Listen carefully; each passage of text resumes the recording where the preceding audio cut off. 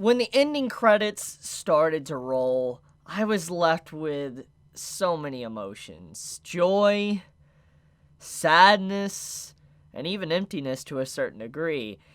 It's been a long time since I've felt like this when an anime series has come to a close.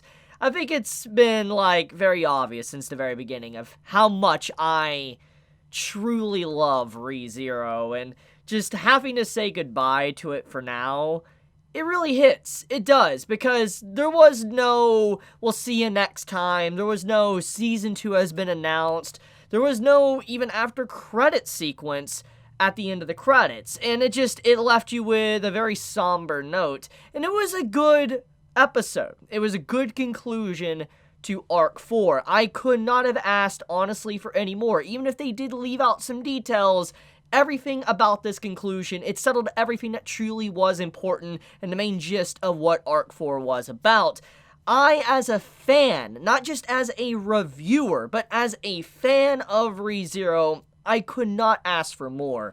This is honestly almost perfection in terms of the adaptation ReZero has actually received. And just seeing the series come to a close, it hits. Because you know that feeling when you really love something so deeply, like you enjoy that series, you enjoy that game, you enjoy whatever, and then you realize there's no more. There's nothing left to consume in terms of, let's say, that anime episodes or reading, etc. It's done. You gotta wait or whatever.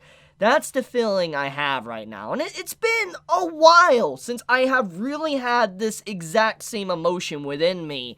And it's a good thing, honestly. It goes to show how much I appreciate this series and why I don't take for granted all of the hard work that the staff and White Fox have done for this series. The only thing at this point I can really ask for and hope for is if Season 3 comes out. And I do think eventually it will. There has been a lot of risks that White Fox and the studio has taken, everyone has taken, to adapt Season 2 of ReZero. I've covered this in my previous videos, so I'm not going to get back into that.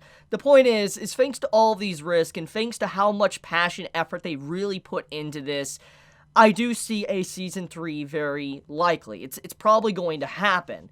Now the question is when will it happen? Because the reason why it took ReZero Season 2 so long to return was because when they made Season 1, they never knew that ReZero was going to blow up like it did, be as popular as it was. And so they never kind of scheduled Season 2 to air very quickly, like in a year or a couple years. And so when it blew up, they're like, oh crap, we're already booked with so many different series to do for the upcoming years. We're going to have to wait until maybe 4 or 5 years to do Season 2, and then here we are now. But also, we gotta throw in the fact that at that time of when Season 1 was airing, the anime was actually catching up to the light novel. The light novel wasn't really that far ahead of the anime. So when you really consider everything, the wait was definitely good for Season 2 in general. But now there is content. There is Arc 5 and Arc 6, and now Arc 7 is actually starting to get written by, the writer himself. So, there is content still left for a Season 3 and maybe even a Season 4. The question now, though, is have they scheduled a new season? Or were they just going out with a grand finale for ReZero's anime, and this is the last anime adaptation of the series we're going to get? I don't know. But the point I'm trying to make, though, is that even if this is the last time we ever get to see ReZero in anime form, I doubt it is, but if it is, hypothetically, if we're going down that route, I think I'm satisfied as a fan of the anime and as the web novel and light novel. I am satisfied with this conclusion of Season 2. Because when you really think about the main motives and everything that was really settled with this season finale, it really wraps up a hell of a lot that the series has been building up since the very beginning. It has basically everyone now finally on board with Subaru, and all of his major enemies that was inside of his own camp are now on his side, and he can now focus on the true threats, which is the Sin Archbishops and the other things that are going on in the world besides just worrying about Roswaal and Amelia, etc. He can worry about other things, external factors besides everything internally within his own faction. fashion. This is a good conclusion, but on top of that, Subaru obtaining knighthood. There's so much about this finale that makes me happy, and I could talk about it for hours on end. That's how much I love this series. And so, before I go any further, I hope I'm not the only one that feels this way about ReZero. When those credits rolled, they got emotional. You saw the images of the party, seeing, Beatrice and Petra dancing together, seeing Roswaal with Ruzu and all that, and how they were drinking together. There's so many scenes, and seeing Amelia and Subaru dancing. It's like such a happy conclusion, and it's something that we have been wanting for a long time. When you really think about everything that Arc 4 has done, to Subaru and the characters within it, it's been like a dark hole. It's been a pit that has been dug. And finally, after all of this struggle, all of this effort, and the insane bet that Subaru did against Roswaal, he came out on top with everyone behind him with his greedy, very pushy nature, and he is here right now to stand tall and say, we did it. And I love the conclusion, even if you can kind of say in some parts it's a little bit cliche. It's power of friendship, whatever. Everything by the way it was written and how it was done was such an organic fashion. It felt so realistic. I can't even fault it for some of those cliches with friendship and all that. I can't, because it was done in such a very beautiful way. And this goes back to what I always say when I start a new series. It doesn't matter about if the same cliches and the same presentation of a story is used. It comes down to how the writer uses those themes and uses those elements to really break the mold and create something that sticks to the audience and, stands the test of time. And ReZero really does show continuously, back to back, every single episode, every single chapter I have read, that the writer really knows how to weave and craft a beautiful story that, honestly, as I've said already, is a modern day classic. That's what this is. This is a classic in the making. For instance, people 10 to 20 years from now are going to look back at this, decade of anime, and they're going to say, holy crap, ReZero really stood the test of time. It really was something crazy. It's like how people look back at Gurren Lagann, or they look back at Serial Experiments Lane, or they look back at Akuda, all that type of stuff. People are going to look back at something like ReZero and think, holy crap, this series really did stand out amongst the rest in that time period, and that's how I feel. But, anyways, I guess, let me just say, I want to talk about the episode. I had to get those emotions out. And I guess the big thing I do want to talk about, and it's the scene, I could cry just talking about it, is when Subaru kneels down, and he, after all of the embarrassing things that happened in Season 1, with him actually making a fool of himself and declaring himself as a self-proclaimed Knight of Amelia, and just making himself look so awful around episode 13 of Season 1. And I remember at that time, when Season 1 came out, people absolutely hated Subaru. People hated his character. Now we look at him, if you stuck with the series, we know that opinion is drastically changed on that matter. People love Subaru. He's a dorky individual, he's a loser in some degree, but he is an incredible character. And when you see how he was in episode 13, and how he was a self-proclaimed knight, and he made himself look like a fool in front of Julius and all of them, and now you see this episode and him getting actually knighthood. He becomes a knight, a true knight. It's so beautiful because it comes full circle. Subaru truly is a knight now. He isn't just a self-proclaimed Knight of Amelia. He became an official knight. And everything he's been fighting for, to be something, to be that knight, to be there for Amelia, to be the first person she relies on, all of it's really happened for him. And it's something that you can really take a step back and appreciate from this conclusion. It's everything that's been even built up since Season 1 to this very moment. When Subaru obtains that status of knighthood, I cried. I legitimately cried. I was just like, holy crap. Subaru finally got something that he never probably thought he would get, or he deserved, but here he is right now. It's so beautiful. It's so beautiful. Oh my god, that was so beautiful. Just everything about that scene, the way it was executed, everyone behind the scenes, everything. beautiful. There is so much love and attention to detail put in that scene, not just from the art style perspective, but animation, voice acting, music, everything about that, the writing. It was so good. The payoff for that moment was so worth it. But then there's so many other countless scenes that were weaved into this episode that just also stood out.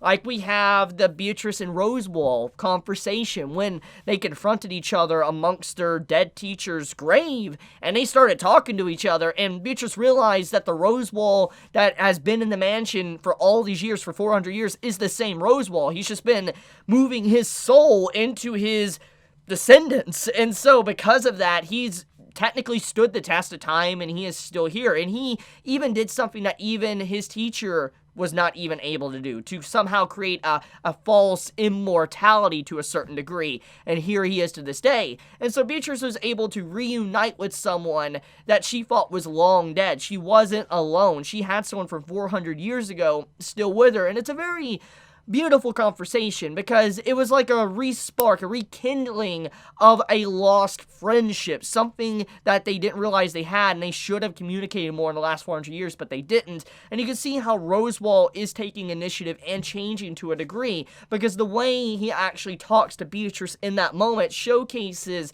that he's like, I really should have We haven't talked much. We should have talked more. And you can see he has a lot of regret. The way he talks to Beatrice, there is so much regret. And he realizes he has been so blinded by holding the Tome of Wisdom that he didn't also see the things around him, which is what Ram was trying to present to him with the whole fight they had a previous episode ago. So just everything about that Beatrice conversation with Roswaal was so good. It really just says a lot about how Roswaal, even though he hasn't changed completely, he's changed enough to realize that there is other things around him besides just his teacher, even if he is still fighting for the exact same goal. To carry on even further, speaking of Beatrice, we have the Subaru Beatrice contract. They're now partners, and to kind of explain this, basically they really legitimately are partners now. They're very similar to how Puck and Amelia were, and how they had a contract. It's obviously not to the same toxic degree of, oh, your memories are bound and you won't remember things, but they are contracted now. So they're linked together, and Subaru truly is a spirit arts user now. He is someone that actually is like Julius from, the first season, and like Amelia, he has now obtained his very own great spirit, Beatrice, and seeing their combo and how they work together to take out the White Rabbit was definitely something very spectacular to look at, and there's a lot of details about that actually needs to be dived into, because obviously action scenes it's easy to show, but sometimes the nitty-gritty of explaining what certain things mean is kind of harder in action scenes. And so to kind of explain what actually happened in the best way I can, in the simplistic way, is that Beatrice was using all of her mana and giving it to Subaru and allowing him to channel the mana through their connection of holding hands to be able to use magic. Even though I talked about a few episode reviews ago, that Subaru's gate broke. He no longer can use his odd, his magic, because his gate broke after he used Shamak. But because he has a contract with Beatrice, he is now technically able to use magic through her. So thanks to the hand-holding they were doing and why they were, holding each other, was not just because of the bond they made, but also because that's how Subaru can use magic. And so he was able to use advanced level magic through Beatrice to take down the White Rabbit. But on top of that, you gotta remember, Beatrice, she is a great spirit, and she is technically kind of like the daughter of, the Witch of Greed. So she knows some highly advanced skills.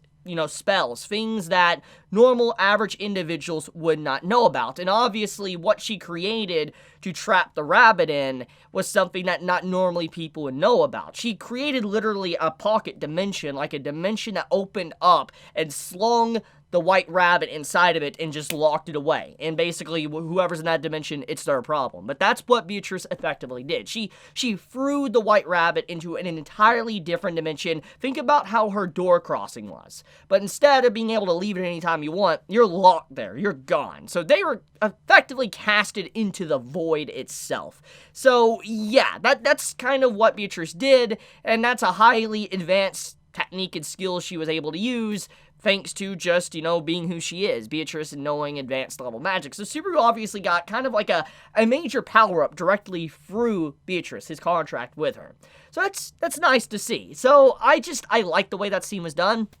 I like the action sequence. It really goes to show that White Fox and the staff know how to do action scenes, not just the conversation scenes. And I'm more of a sucker for the conversations and the talking scenes, but action scenes are very impactful, especially in ReZero. There is a lot of meaning behind some of the scenes, too. And so, seeing how they're able to actually handle the action sequences these past few episodes definitely makes me more interested in seeing the events of the upcoming arcs of ReZero if they ever do get animated. So I am looking forward to that greatly.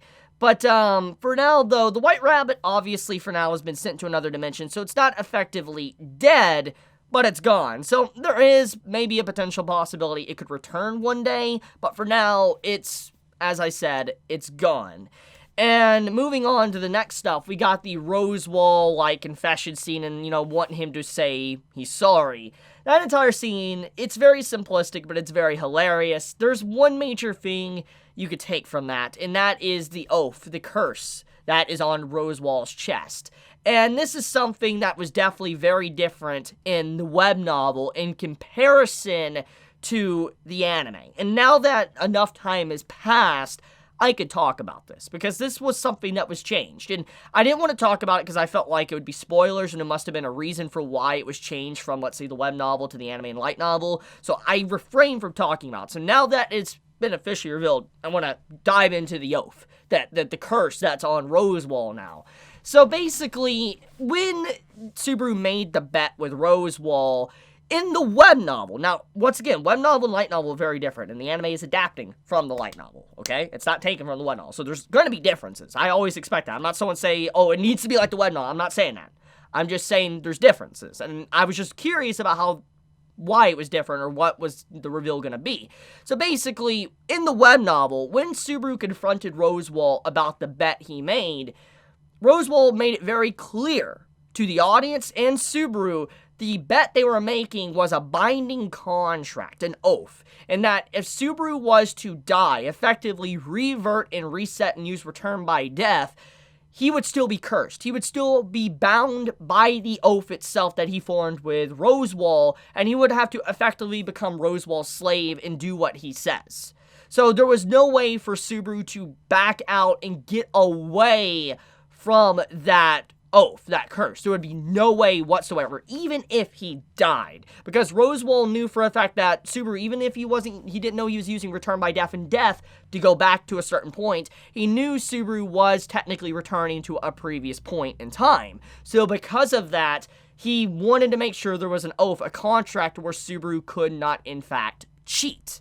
And that was definitely something I was constantly wondering about throughout this entire second half of season 2, people are probably wondering, why doesn't Subaru just cheat? Why doesn't he just die? Technically, if he dies, he technically doesn't really lose the bet with Roswaal, but that's the thing. When the bet first happened, it was explained to Subaru, it was explained to us, the audience, and Roswaal explained it, but we were kept in the dark in the anime version. And I don't know if the light novel did the exact same thing, but it definitely is a very interesting decision. It is an interesting decision, but at the same time, I feel like it took away a lot of weight from basically the final half, this final loop of Arc 4, because if you would have known that from the beginning, it would have put a lot of tension, a lot of stress, and be like, if Subaru actually dies here, he has to effectively follow everything Roswaal does. But at the same time, I feel like the reason why maybe it was changed was probably because that wasn't the real point of the final loop. Yeah, it was Subaru's desperate final bet, but in reality, the final loop wasn't really about Subaru. It was actually about him having belief in others to be able to accomplish things without his help.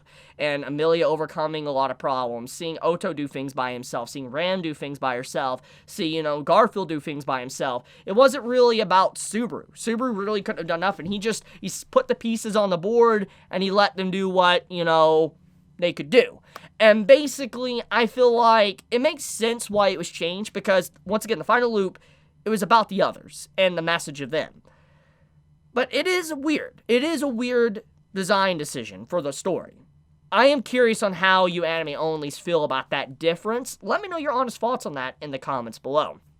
Now, another thing, too, though, I need to get into is some of the cut content, since I'm actually already talking about it.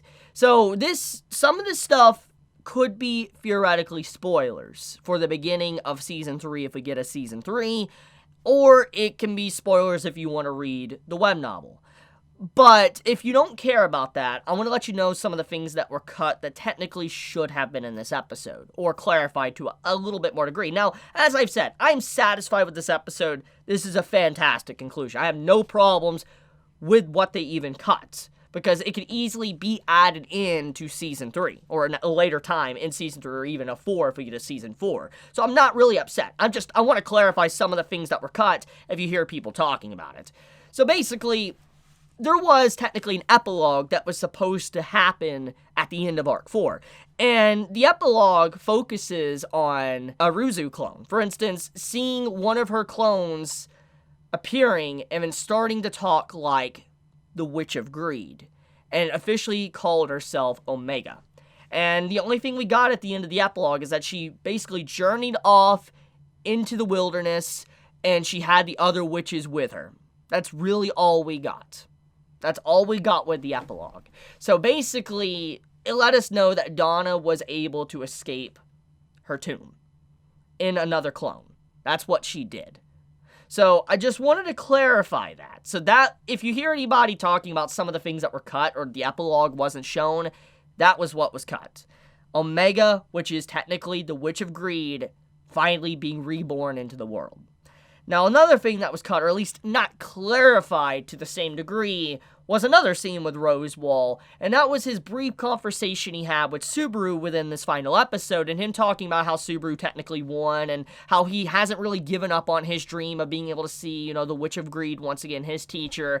And in the web novel, once again, I don't know how different it is from the light novel, so this is just my knowledge from the web novel. In the web novel, Roswaal basically paints it to where, like, Subaru, you know how I was attached to the Tome of Wisdom? Like, I was so greedy and attached to the tome, I was following every passage, every word inside of it. Well, I haven't really changed. The thing is my tome may be gone, but now you're my Tome of Wisdom. So, basically, thanks to your convictions and saying you don't want anyone to die, you don't want to lose anyone, that means if you lose anyone, if I see anyone die and you don't do anything about it, I will force you to reset. That is what Roswaal did in that conversation. He threatened Subaru. He's like, Subaru, I'm all on your side, okay? But if you don't follow the convictions that you forced me to follow, I will force you to reset. So it was a very dangerous threat from Roswaal. That Roswaal, even though he isn't entirely an enemy, he is someone that can easily turn against Subaru if Subaru lets go of others around him, if he lets someone die and doesn't do anything about it, if he chooses to sacrifice others around him. So it's interesting. It's a very interesting, little piece of dialogue that Roswaal had towards Subaru that effectively didn't really make it within this final episode. But, yeah.